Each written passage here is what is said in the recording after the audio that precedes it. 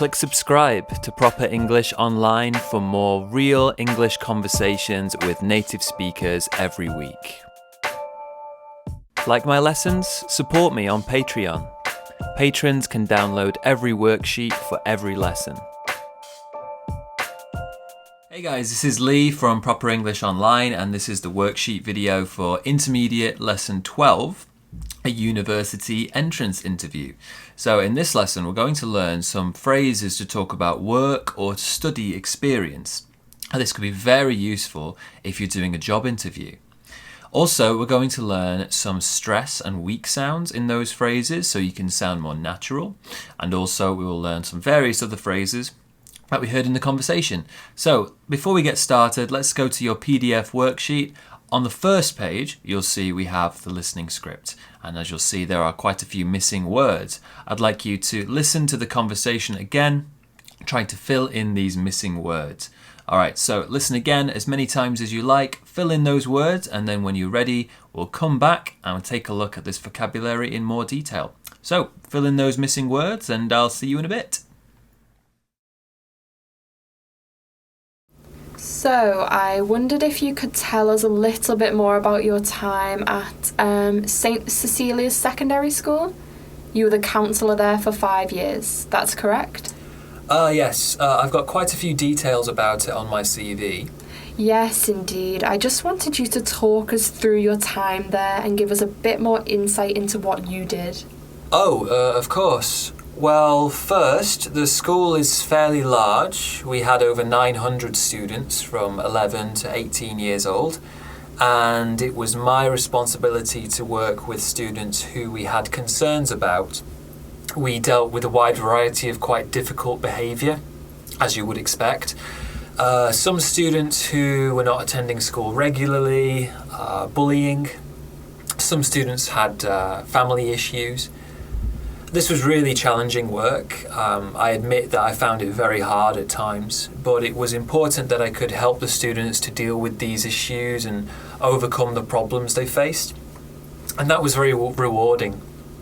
Also, and very importantly, I was someone for the students to talk to. It was very important that the students had a place where they could come and express themselves, relieve their stress sometimes, and have someone to listen to them. That place was my office. It could be frustrating at times, sure, but it was extremely rewarding to see students make progress and build their confidence. I see, yes. Also, I didn't only help students with behaviour issues. Many students wanted advice about their careers, what they want to do when they leave school, what to study at university. A lot of them were stressed about exams and just wanted to have a chat and take their minds off their studying. I think those students also benefited from having me around to help them make decisions and think clearly about their futures. We put so much pressure on kids to succeed these days. They need help like that.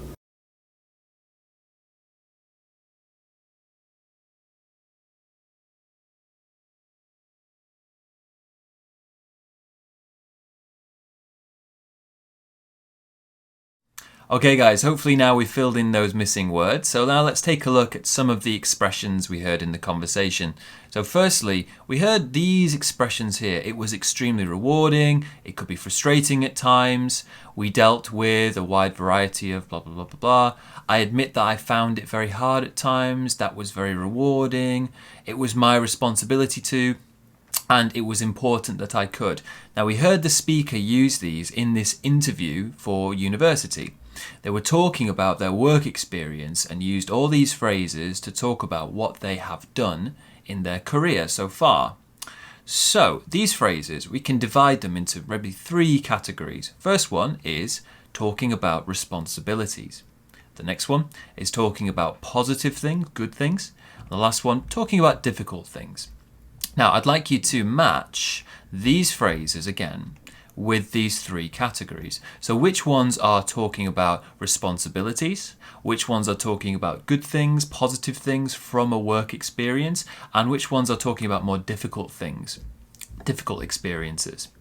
So pause this video and match each kind of phrase with each category. Okay guys, let's start first with talking about responsibilities. So for this one we've got we dealt with a wide variety of, and it was my responsibility to work with students, and also it was important that I could. All these ones are talking about the person's responsibilities, things they had to do in their job. The next one we've got talking about positive things. This one here, it was extremely rewarding to. Positive things, a good thing, I enjoyed it, it was nice. Or this one too, that was very rewarding, it was good, it was a good thing, right?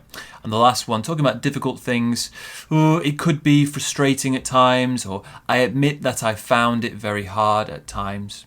Now that we've looked at these phrases and we know roughly what they're for, let's go into a bit more detail. So which phrases are followed by a verb, which ones are followed by an adjective, and which ones are followed by a noun phrase?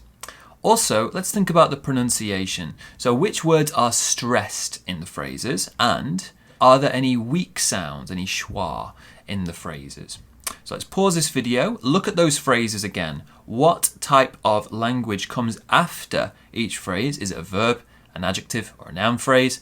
Is there any stress? Of course there's stress, but what do we stress in the phrases? And are there any weak sounds in the phrases? So pause this video and think. Okay guys, so let's talk about the ones for responsibilities first. We dealt with a wide variety of. A wide variety of, this is a noun phrase, isn't it? A wide variety of. We dealt with something, some kind of noun. The next one, it was my responsibility to work with. So work, that's a verb, isn't it? To work with.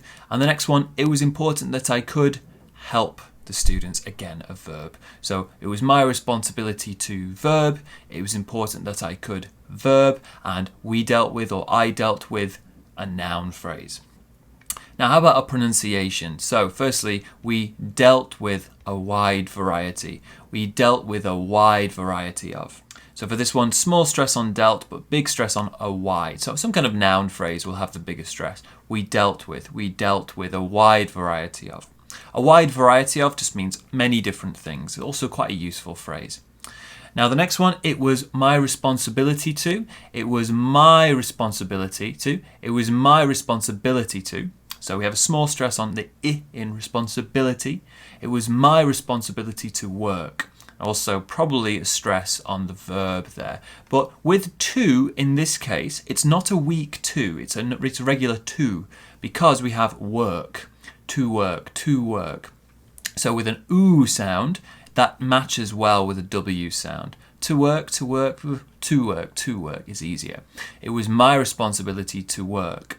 The next example, it was important that I could help the students. So it was important that I could help. Stress on important, stress on help, or the verb that comes after it. So also we have the word could here. Now how do we say this? It's more like could, it's a weak sound. It was important that I could help. It was important that I could help. Could help. It's a weak could. Alright, so let's move on to our next phrases here. Talking about positive things. It was extremely rewarding to see. So we have a verb, and that was very rewarding. So we have an adjective, a positive adjective, rewarding. We could use any other adjective, would be fine too, but in this case the person is using rewarding. So, pronunciation here, it was extremely rewarding. It was extremely rewarding to see students make progress. So also a small stress on the verb there too. It was extremely rewarding to see students make progress. Now in this one we have some weak sounds too. Let's listen again. It was extremely. It was. So it's was. It's a weak w sound. It was extremely rewarding to see. Also, we've got to see, a weak to sound. It was extremely rewarding to see. It was extremely rewarding to see, or any other verb. The next one, that was very rewarding, stress here. So very rewarding, that was very rewarding.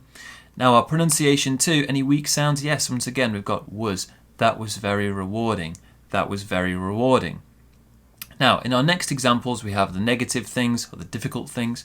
So it could be frustrating. It could be frustrating. So frustrating is our adjective there.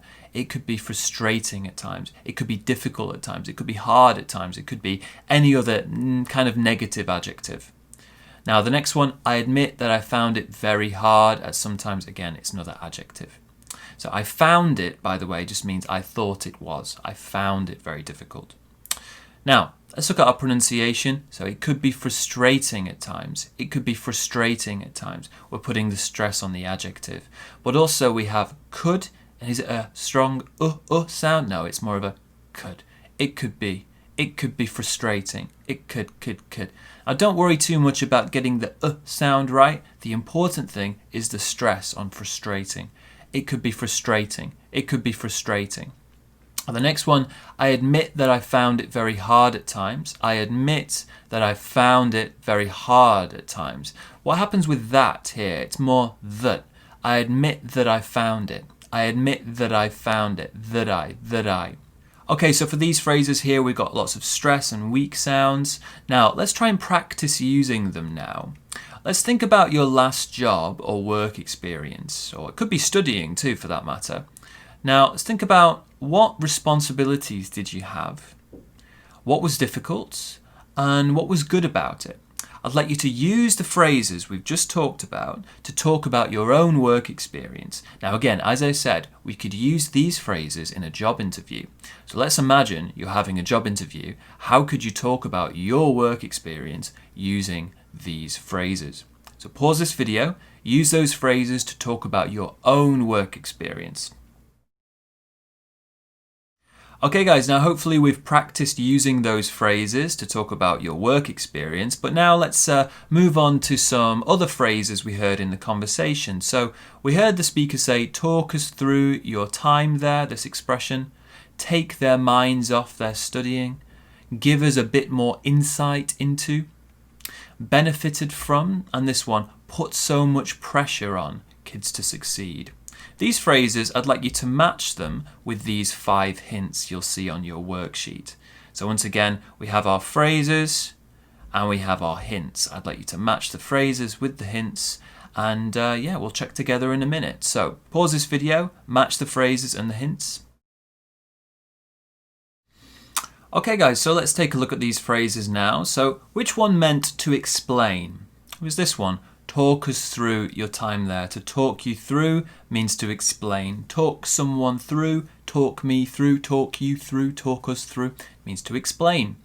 The other one we have here was to distract you from something difficult or worrying. This is to take your mind off something, to take their minds off their studying in this case. Take your mind off something.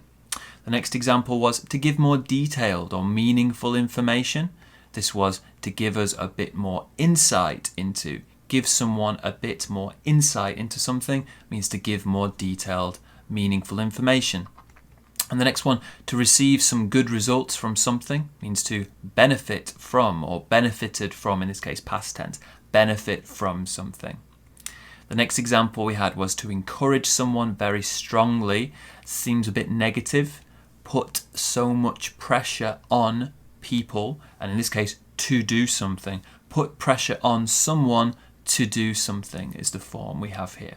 Okay, so these phrases here, let's think about the form of them. So which phrases are followed by a verb ing or a noun phrase, and which ones are followed by a subject to verb? So again, which ones are followed by a verb ing or a noun phrase, and which ones are followed by subject to verb? Pause this video and think.